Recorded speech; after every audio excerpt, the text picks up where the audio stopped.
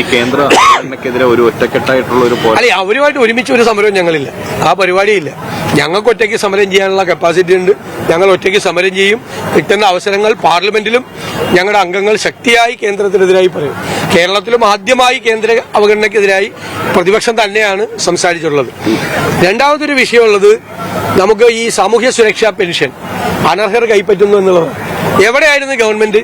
2022 C&AG കൃത്യമായി ഇത് ചൂണ്ടിക്കാണിച്ചാണ്.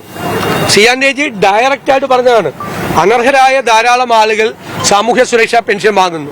2 വർഷമായിട്ട് ഇത് പരിശോധിക്കാൻ പോലും ഗവൺമെന്റ് തയ്യാറായില്ല. ഇപ്പോ ഗവൺമെന്റിന്റെ സ്പാർക്ക് ഉണ്ട്, അതുപോലെ സേവന ഇതുണ്ട്, സോഫ്റ്റ്വെയർ ഉണ്ട്. ഇത് രണ്ടും കമ്പയർ ചെയ്ത് നോക്കിയാൽ തന്നെ അറിയാം ശമ്പളക്കാരെങ്കിലും സാമൂഹ്യ സുരക്ഷാ പെൻഷൻ മേടിക്കുന്നുണ്ടോ.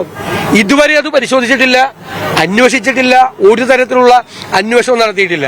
ഇപ്പൊ ഇതുമായി മുന്നോട്ട് വരാൻ കാരണം എന്താണ് എന്ന് എനിക്കറിയില്ല. എന്തായാലും ഗുരുതരമായ ഒരു കാര്യമാണ് സാമൂഹ്യ സുരക്ഷാ പെൻഷൻ അനർഹരായ ആളുകൾ വാങ്ങിക്കുന്നു എന്നുള്ളത്.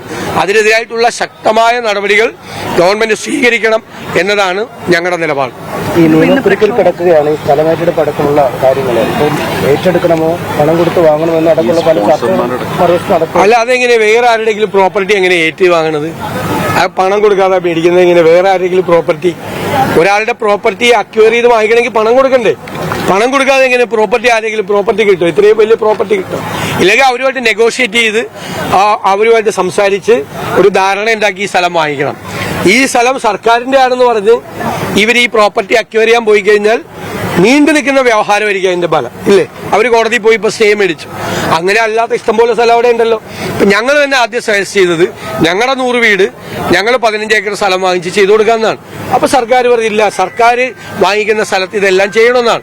ഞങ്ങൾ അതിനോട് യോജിച്ചു. മുഖ്യമന്ത്രി ഞങ്ങളുമായിട്ട് ചർച്ച നടത്തി പല പ്രാവശ്യം. ഞങ്ങൾ ആ സർക്കാരിന്റെ ആ നിലപാടിന് പിന്തുണ കൊടുത്തു. പക്ഷെ സർക്കാരിനെ കൊണ്ട് ഇത്രയും വീട് വെക്കാൻ വേണ്ടിയിട്ടുള്ള സ്ഥലം എടുക്കാൻ പറ്റുന്നില്ല എന്ന് പറയുന്നത് വളരെ ദൗർഭാഗ്യകരമായ കാര്യമാണ്. വ്യവഹാരങ്ങൾ ഉണ്ടാക്കുന്ന സ്ഥലം പോയി എടുത്താൽ ആ വ്യവഹാരങ്ങൾ അവർ സുപ്രീം കോടതി വരെ പോകും. ആ വ്യവഹാരങ്ങൾ തീർന്നിട്ട് അവിടെ വീട് വെച്ചാൽ മതിയാ.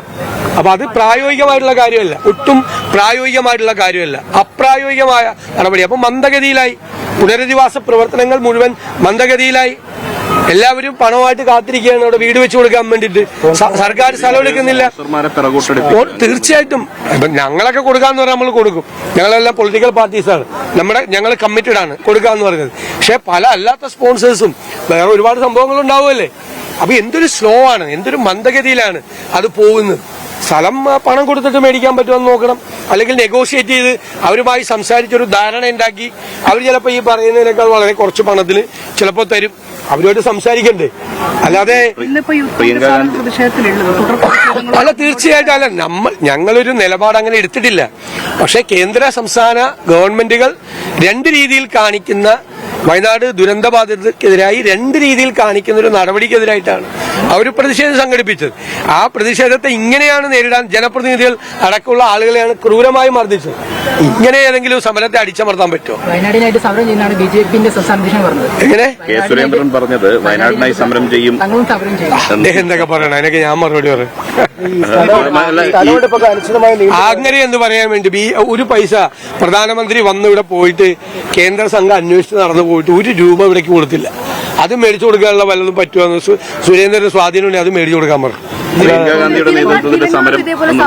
വിലങ്ങാട് ഇതുപോലെ തന്നെയുള്ള പ്രശ്നമാണ്. നമ്മൾ വിലങ്ങാട് വിഷയവും ഞങ്ങൾ നിയമസഭയ്ക്കകത്തും പുറത്തും അവതരിപ്പിച്ചു. അപ്പൊ വയനാട് ദുരന്തബാധിതരെ സഹായിച്ചതുപോലെ തന്നെ വിലങ്ങാട് ദുരന്തബാധിതരെ സഹായിക്കുന്ന നിലപാടാണ് ഗവൺമെന്റ് എടുത്ത. പക്ഷെ ഒന്നും ചെയ്യുന്നില്ല. അപ്പൊ അത് ഞങ്ങളിപ്പോ ഇതുവരെയുള്ള പിന്തുണ ഞങ്ങൾ പിൻവലിച്ചിട്ടില്ല സർക്കാരിന് ഇക്കാര്യത്തിൽ. കേരളത്തിൽ ഇതുവരെ ഉണ്ടാകാത്ത തരത്തിലാണ് ഒരു ദുരന്തം ഉണ്ടായപ്പോൾ പ്രതിപക്ഷം ഞങ്ങൾ തെറ്റുകൾ കണ്ടുപിടിക്കാൻ വേണ്ടിയിട്ടാണെങ്കിൽ 100 തെറ്റുകൾ കണ്ടുപിടിക്കുക. പക്ഷെ തെറ്റുകൾ കണ്ടുപിടിക്കാൻ പോകാതെ ഗവൺമെന്റിന് പൂർണ്ണമായ പിന്തുണ വാഗ്ദാനം ചെയ്തത് ഒരു പുതിയ കൾച്ചർ ഉണ്ടാകട്ടെ എന്ന് വിചാരിച്ചാണ്. ദുരന്തം ഉണ്ടാവുമ്പോൾ പ്രതിപക്ഷവും ഭരണകക്ഷിയും തമ്മിൽ അടിക്കാതെ ദുരന്തബാധിതർക്ക് ഒപ്പമാണ് എല്ലാവരും എന്ന് അവർക്കൊരു ആത്മവിശ്വാസം വരും. അതുകൊണ്ടാണ് ഞങ്ങളൊരു പുതിയ സംസ്കാരത്തിന് തുടക്കം കുറിച്ചത്. ഈ പോക്ക് പോയ ഞങ്ങൾക്കും അതിൽ നിന്ന് പിന്മാറേണ്ടി വരും. അതിലേക്ക് തീരുമാനിച്ചിട്ടില്ല, പക്ഷെ വളരെ സ്ലോ ആണ്.